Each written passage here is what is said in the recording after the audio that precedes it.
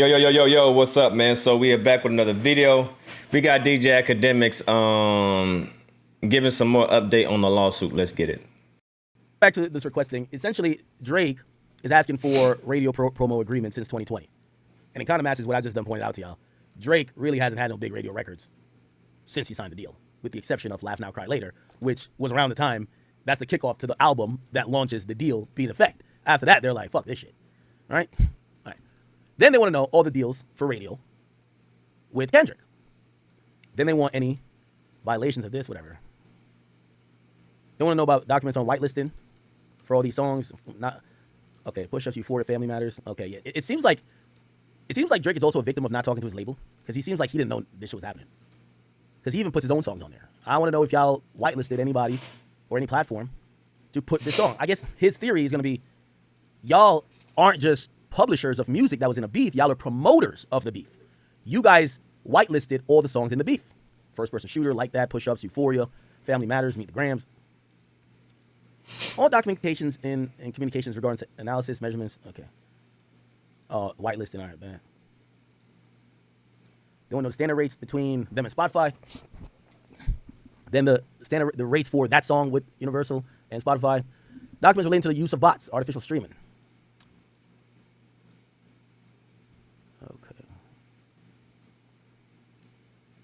All right. All communications with Kendrick or his agents, but not limited to the following. Meaning or intent of the recording or a portion of thereof, including but not limited to the following. Say, Drake, I hear you like him young. You better never go to Cell Block 1. So make sure you hide your little sister from him. Certified Lover Boy, certified PDFs. Trying to track a chord, that's probably A minor. Shape the stories how you want, but hey, Drake, they're not slow. Rabbit hole's still a little bit deeper. I could go further. And your homeboy needs a subpoena. That predator moves in flocks. Wow. That ain't got to be registered in place in neighborhood watch. Image of Kendrick's playing hopscotch. And okay, so they want to know if this was intentional. By the way, if I'm Baka, I'm suing. Baka should sue. I think Baka makes some money, but you got to sue Kendrick. They gave a heavily redacted. Okay, so they gave up Kendrick's contract, but they redacted most of the 22-page agreement. So the redactions are improper, especially the party specifically agreed to treat these type of contracts as attorney eyes only. So Drake want to see everything in the contract, but they won't put it in the docket. They're going to be just off the docket, and it's going to be under a protective agreement. Yeah, all right, that shit getting leaked in 20 seconds. Yeah, okay. And I don't mind Kendrick telling Universal, saying, fuck no, don't get that nigga my contract. What the fuck? Don't tell that nigga how much I'm making for that nigga. And I would think Drake would want to say the same. Well, I know Drake announces how much he's making, but no. All right. Now, Jesus Christ, look at this. It's a lot of following here, people. A lot. So, what this led up to is Lucian Grainge, okay, who is the CEO of Universal. Hold on. Drake wants to compel Lucian Grainge, which, by the way, is kind of like Drake's own boss. It's like compelling your boss to participate in talking about how he made your schedule. You know what I mean? Like, this is crazy. And they want Lucian Grainge to be produced in certain things. So let's say Lucian Grainge texted with Kendrick's team. They want to know. Lucian Grainge did. Yeah, hold on. Lucian Grainge did respond. Hold on. Let me show you what Lucian Grainge said. Holy shit, man. So much fucking legal shit. Okay, I think this should be it. All right. So this is Lucian Grainge's lawyer. Dear Judge, in the first motion to compel, Drake seeks to have Sir Lucian Grainge to be added as a document custodian because he's the CEO of the defendant, UMG Records, okay? Now, what a custodian is means you are the person in control of certain information that is now going to be court ordered to be produced, right? And they're saying because he's CEO, he has access or he could get access, right? It says Drake does so even though he previously agreed not to seek documents from Lucian Grainge in light of UMG's agreement to designate and produce the relevant documents from 11 document custodians. So essentially what they're saying, UMG, like, yes, Lucian Grainge has the authority to go get whatever you need, but let's agree not to come at him directly because your gripe isn't with him, even though it's with the company he's the CEO of. You'll allow him to designate the other custodians that work for him. So John Janik is the CEO of Interscope that's under Universal, and you will ask John Janik for it, not Lucian. Drake motion is a transparent attempt to use discovery to harass UMG and force it to waste time and resources out of spite. The premise of Drake's motion, that he couldn't have lost a rap battle unless it was a product of some imagined secret conspiracy going to the top of UMG's corporate structure, is absurd. Sir Lucian Grainge, the CEO for multinational enterprise. His days are spent determining and implementing global strategy, not vetting individual tracks or album covers, or driving the release and promotional plans by anyone recording. And even if Sir Lucian had any responsive documents, they would be surely captured by the discovery from UMG's other document custodians, who were actually responsible for releasing and promoting, not like us. Basically saying, go get a Interscope. This motion should be denied. Okay? All right. Let's see. What else? Now, Lucian sends a declaration. And a declaration is basically a signed, statement. And this is his declaration. Oh my God. Give me a second. This is what Lucian Grainge says. And he kind of addresses Drake. He kind of sneaked this at Drake, too. Let Drake know what's up. That's what he says. Hold on. Okay. He says, let me zoom. Okay. I'm the chairman and CEO of Universal Music Group. It's the indirect parent company of the defendant, UMG Records. And UMG Records is owned by an international company, which is Envy. I think it's based out of a different country or something. Anyway, R.B. Graham claims I'm behind a scheme to devalue his brand through the release and promotion of Kendrick Lamar's Not Like Us, an allegation that makes no sense due to the fact that the company I run, Universal Music Group NV, has invested hundreds of millions of dollars in Drake. Exactly. Including long-standing and critical financial support for his recording career, the purchase and ownership of the bulk of his recording catalog, and the purchase of his music publishing rights. Facts. Now, let me explain this real quick, because there was some imbeciles that claimed Drake was in his 360. It couldn't be further from the truth. So what happened here, and this is what happened in music contracts a lot, a label will leverage the fact, when you want more money from a label thinks how much they could be more in the business of being with you.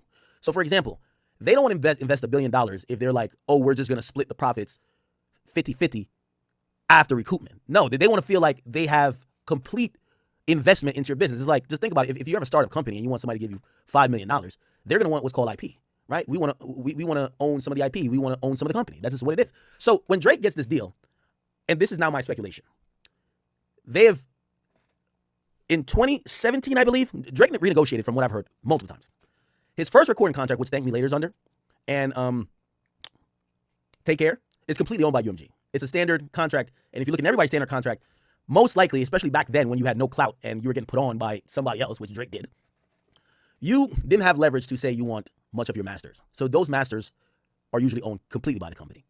If you ask me, I would believe that Drake's Take Care, Thank Me Later, owned completely by Universal.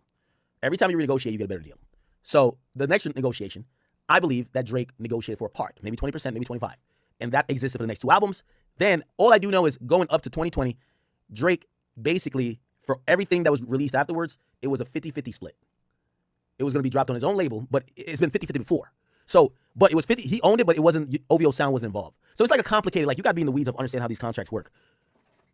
I haven't heard Drake selling his catalog, but I have heard him conceding some of his catalog despite his leverage because he wants more money, right? A thing that he could potentially try to buy back later, even though I'm going to be honest with you, I think it's just going to be so much valuable, is going to cost him an arm and a leg. However, what Taylor Swift did, and this is standard, hey, if you want me to stay here, give me back piece of my back catalog. Like Taylor Swift just got her masters back. Universal bought her masters back to hand deliver to her because she's staying at Universal. That was a caveat that was included in the deal. If you ever hear about the Taylor Swift story, when she signs to Republic, it is noted in the contract that Universal will bring her back her masters, a deal that they paid reportedly like $300 million for. So they bought it back to give to her for free. But they got her to sign. So they're just thinking about his overall investment. So the point what I'm trying to say for the simpletons is Drake's not in the 360. They're saying that we are in the business of Drake. We own some of his albums. That has nothing to do. A 360 would mean your current contract. We own, and your masters being owned is not 360 as well. 360 means you own his touring. You own at least a part of it. They get and everything. I'm not ruling out that they could not own a part of Drake's touring because Drake has some nasty deal with Live Nation. Don't you see Drake always touring? Drake got some deal with Live Nation. Like he's pulling in. By the way, and this is how I know that deal exists. I'm gonna find out more about it. I got some people that are gonna get me the details. Live Nation reports earnings. They said they were like 10% up. Listen, look, Live Nation, they reported more revenue. Why? Look, reported second quarter highlighting increase in revenue to 7 million and 10 billion. Or I'm trying to explain this in a way that makes sense for y'all. Okay. The point is this: Live Nation, I think they did some deals with these people. Don't you realize most artists now are just going on tour perpetually, like all the time? Like there was a time these guys were dropping more music. It's now, number one, I think it's a pandemic reset. We're out of the pandemic. We've been for 3 years. And also, these deals that Live Nation are giving out because the way people are experiencing music, the most lucrative form of it is actually through concerts. And that's why you're seeing more people being pushed to do arena tours. You're seeing Drake constantly touring. They gave Drake some nasty deal. Well, I mean nasty deal, like a lot of money. But that's why you see Drake's like, oh, you think Drake wants to go to fucking Switzerland, my nigga? Like, no disrespect to y'all in Switzerland. Like, come on, bro. Like, yo, Live Nation got his ass working. Got to work for this bread. So, does Universal have any participation in that? And I guess, like, I'm kind of arguing my own point here. What Lucian Grainge said doesn't mean he's in a 360. They're saying that we have invested in his catalog. A music company either owning your catalog or investing in your catalog is not 360. 360 only comes if Universal is busting down his deal with Nike, busting down his deal with Live Nation. Everybody know what a 360 deal is. It's just they get a piece of the pie in everything you get. So, but when it comes to music and publishing, that usually falls under a music company or label, and that label usually have publishing houses within them. So using that leverage is not a 360. That's just, yo, it's like Shark Tank. Yo, my nigga, how much money you looking for? You're looking for $5 million. Well, I want half of your company, right? Like some people might be like, oh, we'll give you that amount of money, but we need to recoup first, and then we get split this on the profits. Or somebody's gonna be like, no, we'll do it as an investment. We want half of your fucking company. So that's what Lucian Grainge is talking about. He's not talking about a 360 at all. Only way we would know if Drake is in a 360 is if we find out that Universal is directly profiting from his deal with Live Nation, because he has a deal with Live Nation. These artists, they go on tour, they get a deal. Okay. So basically it says, yo, we have a purchase and ownership of the bulk of his recording catalog, as we should expect. They own Take Care. They own Thank Me Later. They own Nothing Was the Same. And I would imagine they own pretty much everything up until at least 2016, 2017. I would imagine. You see, after Views, conversations get a little bit changed. Like, brother, Views is a behemoth of an album.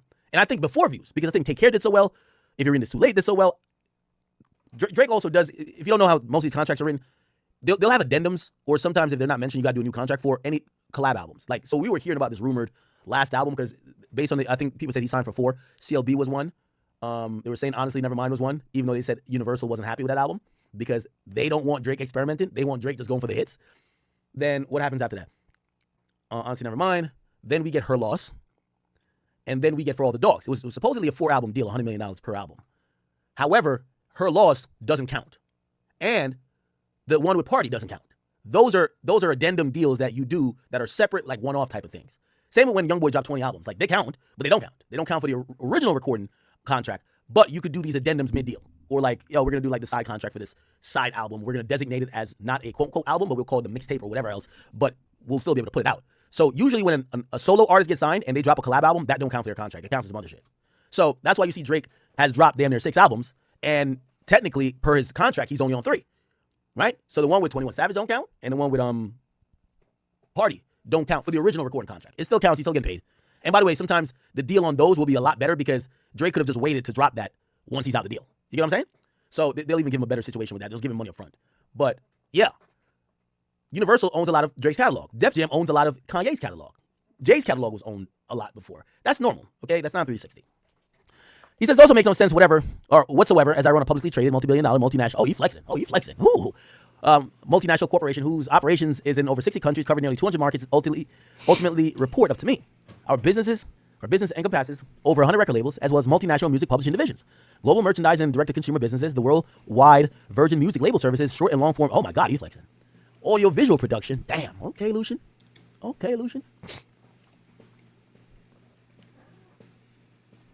Flexing on that nigga Drake right now. Each with its own CEO and president, its own management structure. Collectively, these businesses issue tens of thousands of release and products each month. My focus is developing and implementing a global strategy that will shape UMG for generations to come. In light of this responsibility, the proposition I'm in the weeds as to the release and promotion of any particular sound recording from the thousands of UMG releases throughout the world is farcical. Am I saying that word right? Given my role, I'm accustomed and unfortunately largely resigned to personal attacks. And I further recognize that the frequent strategy of the UMG litigation opponents is to attempt to waste my and UMG's time and resources with discovery of the sort that Drake is seeking here, either in an attempt to gain media attention or in an effort to force some kind of commercial renegotiation or financial concession. So essentially, they're almost saying that Drake is trying to twist their arm to get a better deal. I have to believe that's what it is. I have to believe that Drake is kind of trying to get a better deal, because it's not like Drake is saying I'm going independent, right? Drake is just saying y'all fucked up, y'all owe me some bread, and whatever y'all offer me that I didn't take because y'all lowballed me, give me the bread in court, right? So I kind of agree with that. But given Drake's motion, I would like to make it quite clear I've never heard the recording Not Like Us, nor ever saw the corresponding cover art or music video until after they were released by Interscope Records. Whilst as part of my role, I certainly have financial oversight and my responsibility for UMG's global businesses, the proposition I was involved in or much less responsible for in reviewing and approving content of Not Like Us, its cover art, music video, or for determining and directing the promotion of the material is groundless and indeed ridiculous. I declare on the perjury that the foregoing is true and correct, executed on that day. Monterey, California. Signature. So he said Drake full of shit.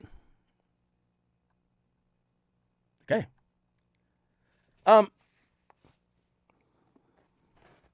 I can't speak for Drake. I've been confused a little bit by his lawsuit. We've heard a lot of things. Hey, this is a stance for artists. I don't think this is a stance for artists. I think this is a stance for Drake. I think Drake is in a unique position, maybe a place where other artists, maybe of his caliber, haven't been, and they have either acquiesced or gotten their career torn apart by the giant, UMG, or whoever they believe is their parent label. And Drake feels like he has a shot to kind of hold them accountable. I think he believes that there's a lot of money to be made here. Or, ultimately, that they will reverse and admit some blame and basically say, Drake, we're doing good business together. Let's just do another deal. This deal is going to give you infinitely more money and resources, and we're going to compensate you for that song even coming out, and you're going to be made whole, and let's keep it going. I think Drake would take a settlement and stay with Universal. This is why I say it's not for artists, because it's not like he's down to leave. It's like a girl going through your phone, seeing the bitches you fucking, and she's still staying. Okay? I don't think Drake is trying to leave. Drake is trying to get paid. That's it. And this is a tactic. Will it work? Might. I think Drake is playing a little bit of chicken. Why? Because he's daring the record label, and he's petitioning them for things that they could say, oh, explaining this radio promotion budget of $1 million for Not Like Us, we also spent $1 million on God's Plan. That's why you went #1, buddy. Facts. And if they do that, it makes Drake's claims look frivolous, but it exposes the entire ecostructure of UMG. So it's like, we could try to shut this guy down, but we are going to be open to more exposure. So we're going to have to just keep fighting every little thing he's requesting, which is wasting our time, because we're not going to give him this shit. And ultimately, we know he just wants some money to be cool back with us. That actually makes pretty sense. That actually makes sense. That actually makes sense. That actually makes sense. But it exposes them even more. That actually makes sense. It sounds like Drake is trying to get a new contract. He said, hey, if you don't give me a new contract, all your secrets is going to be exposed. So, hey, what's up? Give me some money. I won't say nothing. I mean, but there's multiple sides here. The reason why I'm saying chicken, at a point, the label could say, all right, you know what? We got the bread. First of all, you a billionaire? Okay. We're up tens of billions. Actually, that company is, let's see, UMG market cap. Yeah, you a billionaire. How much is 44 billion euros? It's like 60 billion. We're a $60 billion company, okay? We are a $60 billion company, buddy. We got money, we got resources, and we got time. So you know what? As much as you are a part of what we got going on for the betterment of our industry, we're gonna drag this along, stifle your career, no radio, no this, no that, and you're gonna be Colin Kaepernick. You thought you were taking down the NFL, buddy? No, you're on the side making pizza with your girl while y'all told about Jay-Z came in and stopped the kneeling. Yes, that's what's gonna be. So, you know, obviously Drake isn't Colin Kaepernick, and Drake's a huge artist, but there is a way where they might be like, yo, okay, if this fuck nigga don't want to settle, or this fuck nigga doesn't is going to extreme lengths to try to expose us, which is gonna hurt our bottom line, let's rip the Band-Aid off now, kill this motherfucker's career, right? And then basically move on along. Anyway. What do y'all think about this?